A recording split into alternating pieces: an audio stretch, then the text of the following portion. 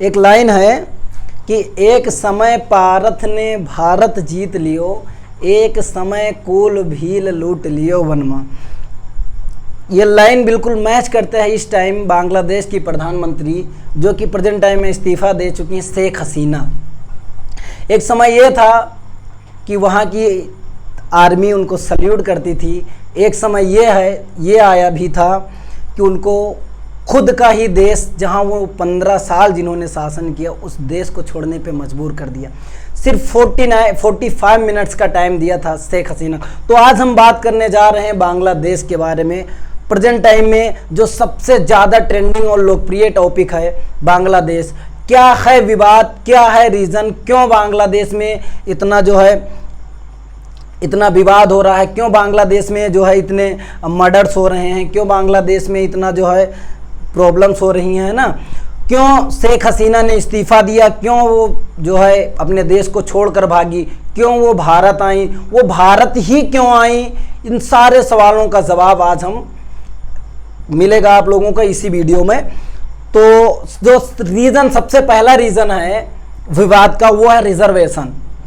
Reservation क्या है? आरक्षण, कोटा सिस्टम है ना।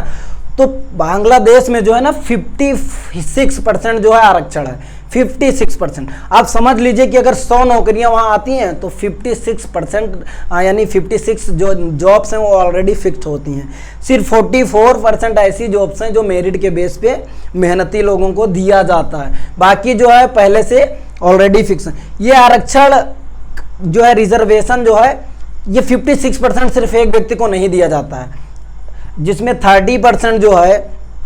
30% फ्रीडम फाइटर्स यानी स्वतंत्रता संग्राम सेनानी। अभी हम बताएंगे आगे वीडियो में कि फ्रीडम फाइटर्स क्या होते हैं। तो 30% फ्रीडम फाइटर्स, 10% वुमेन्स यानी औरतों को, 10% बैकवर्ड डिस्ट्रिक्ट्स के लिए यानी जो जिले पीछे हैं, अभी निचले सतह में हैं, उन लोगों के लिए, ठीक। और 5% एथनिक माइनॉरिटीज यानी अल्पसंख्यक में जो अल्पसंख्यक हैं उन लोगों के लिए, 2% फिजिकल डिसेबिलिटीज़ यानी कि जो लंगड़े लूले काने हैं, इन लोगों के लिए। तो अब ये टोटल अगर इसको कैलकुलेट किया जाए तो ये 56%। अच्छा, इसमें विरोध कितना हो रहा है? विरोध जो मोस्टली विरोध हो रहा है वो हो रहा है 30% जो फ्रीडम फाइटर्स को दिया जा रहा है। ये फ्रीडम फाइटर्स क्या हैं? फ्रीडम फाइटर्स यानी स्वतंत्रता संग्राम सेनानी, जिसको आप कह सकते हैं।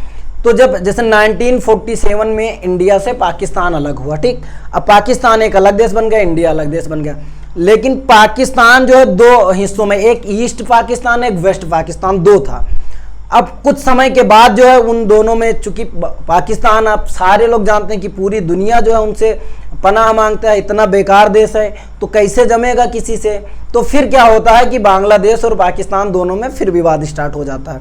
अब विवाद स्टार्ट हो जाता है, बहुत स्ट्रगल करते हैं, बहुत संघर्ष करते हैं, तब जा करके बांग्लादेश को एक अलग देश का दर्जा दिया जाता है। उसमें जिन लोगों ने स्ट्रगल किया, जिन लोगों ने संघर्ष किया, उन लोगों को फ्रीडम फाइटर्स कहा गया, जिसमें सबसे मेन है कैरेक्टर जो मुजीबुर रहमान, जो कि शेख हसीना जो प्रेजेंट टाइम में वहाँ की पीएम थी, प्रधानमंत्री थी, उनके पिता ही थे मुजीबुर रहमान, जिन्होंने जो स्ट्रगल के चक्कर में जेल भी जा चुके, और फिर उन्होंने बांग्लादेश को और उन्होंने क्या, सब लोगों ने मिलकर बांग्लादेश को आज़ाद कराया और एक नया देश बनाया। अब ये 30% जो आरक्षण है फ्रीडम फाइटर्स को दिया जाता, विरोध इसका भी नहीं हो रहा। विरोध इस चीज़ का हो रहा है कि अगर 30% उनको दिया गया तो इसमें कोई प्रोटेस्ट नहीं करे।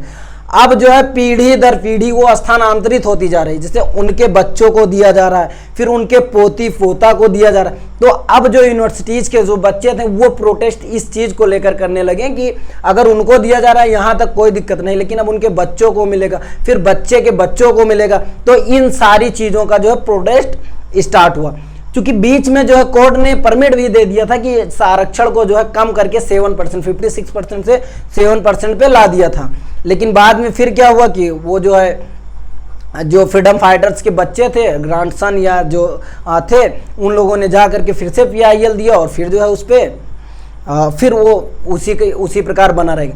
अब इस बीच में शेख हसीना कहाँ से आती हैं? तो शेख हसीना आती हैं इस बीच में कि उन्होंने बीच में एक बयान दिया, और वो बयान पता है उन्होंने क्या दिया? उन्होंने कहा कि जो आरक्षण का लाभ है वो अगर फ्रीडम फाइटर्स के बच्चों को नहीं दिया जाएगा तो क्या रजाकारों के बच्चों को दिया जाएगा।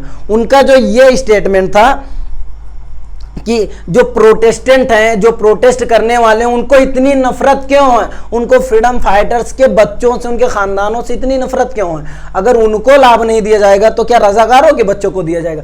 अब ये जो शब्द आता है रजाकार, अब मेन टॉपिक स्टार्ट होते हैं यहाँ से। रजाकार क्या, वैसे तो नॉर्मली रजाकार मतलब हेल्पर होते हैं, लेकिन यहाँ पे रजाकार का मतलब शेख हसीना के हिसाब से रजाकार का मतलब गद्दार।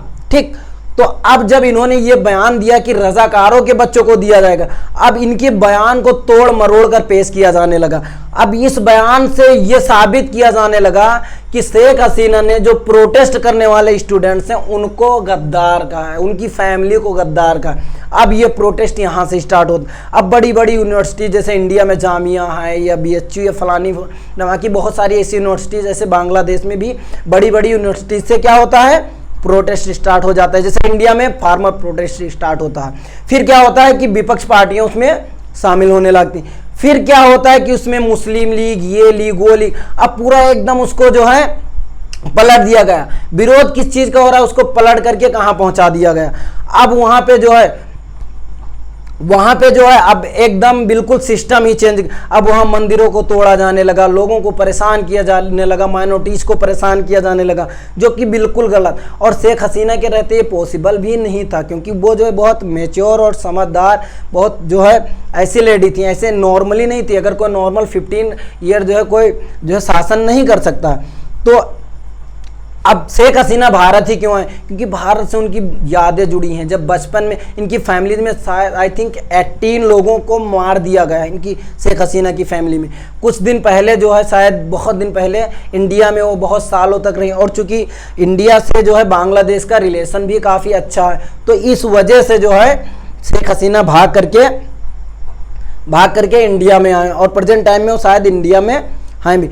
शेख हसीना अपने लास्ट टाइम पे जो है एक वीडियो शूट करना चाहती थी, लोगों को बताना चाहती थी, लेकिन जो है वहाँ की आर्मी उनको ये भी परमिट ना दे सकी। आई होप ये टॉपिक आप लोगों को समझ आया होगा, और आज के लिए बस इतना ही। मिलते हैं एक अगली वीडियो पे जो कि काफ़ी अच्छी होने वाली होगी।